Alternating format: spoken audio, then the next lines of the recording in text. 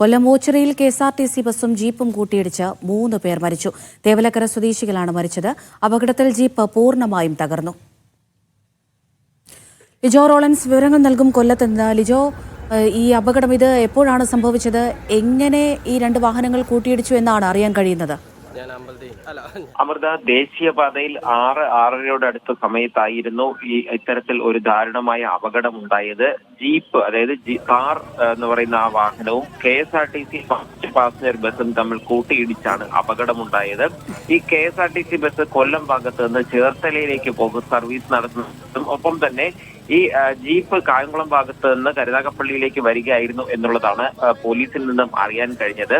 ഈ വാഹനങ്ങൾ തമ്മിൽ, അതായത് എതിർദിശയിൽ വന്ന വാഹനങ്ങൾ തമ്മിൽ കൂട്ടിയിടിക്കുകയായിരുന്നു. അമിത വേഗതയിൽ ജീപ്പ് ഈ ബസ്സിലേക്ക് ഇടിക്കുകയായിരുന്നു എന്നുള്ളതാണ് അവിടെ ഉണ്ടായിരുന്ന ആളുകളിൽ നിന്നും അറിയാൻ കഴിഞ്ഞത്.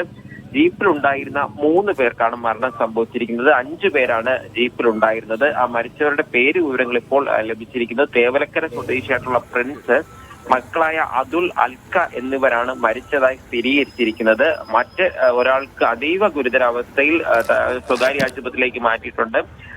മറ്റൊരാൾക്ക് നിസ്സാര പരിക്കുകൾ എന്നുള്ളതാണ് പോലീസിൽ നിന്നും ഇപ്പോൾ അറിയാൻ കഴിയുന്നത്. ഈ വാഹനം, അതായത് ഈ അപകടത്തിൽപ്പെട്ട ജീപ്പ് തേവലക്കര സ്വദേശികളുടേതാണ്. അവരുടെ ഒരു ബന്ധുവിനെ നെടുമ്പാശ്ശേരി വിമാനത്താവളത്തിലാക്കിയതിനു ശേഷം തിരികെ തേവലക്കരയിലേക്ക് വരികയായിരുന്നു. ആ സമയത്തായിരുന്നു എതിർദിശയിൽ വന്ന ബസ്സുമായി കൂട്ടിയിടിച്ച് അപകടമുണ്ടായത്.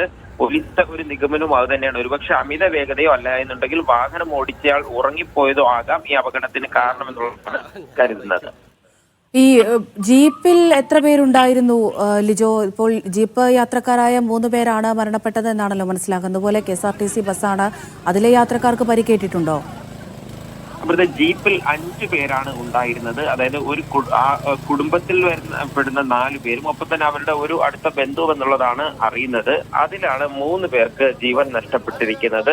അച്ഛനും 2 മക്കളുമാണ് മരിച്ചത്. ഭാര്യയ്ക്ക് പരിക്കേറ്റ് ചികിത്സയിലോട്ടൊപ്പമുള്ള ബന്ധുവിനും പരിക്കേറ്റ് ചികിത്സയിൽ ഓച്ചിറയിലെ സ്വകാര്യ ആശുപത്രിയിലാണ് ഇപ്പോൾ ഈ പരിക്കേറ്റവരെല്ലാം തന്നെ ചികിത്സയിലുള്ളത്. മരിച്ചവരുടെ മൃതദേഹങ്ങളെല്ലാം തന്നെ സംഭവ സ്ഥലത്ത് നിന്ന് മാറ്റുകയും ചെയ്തിട്ടുണ്ട്. ബസ്സിൽ രാവിലെ സർവീസ് തുടങ്ങി കൊല്ലത്ത് നിന്ന് ഒരു വലിയകുളങ്ങര ഭാഗത്ത് എത്തിയതോടെ തന്നെ അമിതമായ ആളുകളൊന്നും ഉണ്ടായിരുന്നില്ല. പക്ഷെ ഉണ്ടായിരുന്നവർക്ക് വളരെ പെട്ടെന്ന് തന്നെ ബ്രേക്ക് ഇടുന്നത് കൊണ്ട് തന്നെ ചെറിയ രീതിയിൽ നിസ്സാര പരിക്കുകൾ മാത്രമേ പറ്റിയിട്ടുള്ളൂ എന്നുള്ളതാണ് അറിയുന്നത്. ശരി, ലിജോ റോളൻസ് ആണ് കൊല്ലത്ത് നിന്ന് വിവരങ്ങൾ നൽകിയത്. ജീപ്പും KSRTC ബസ്സും കൂട്ടിയിടിച്ചുണ്ടായ അപകടത്തിലാണ് അവിടെ 3 പേർ മരിച്ചിരിക്കുന്നത്.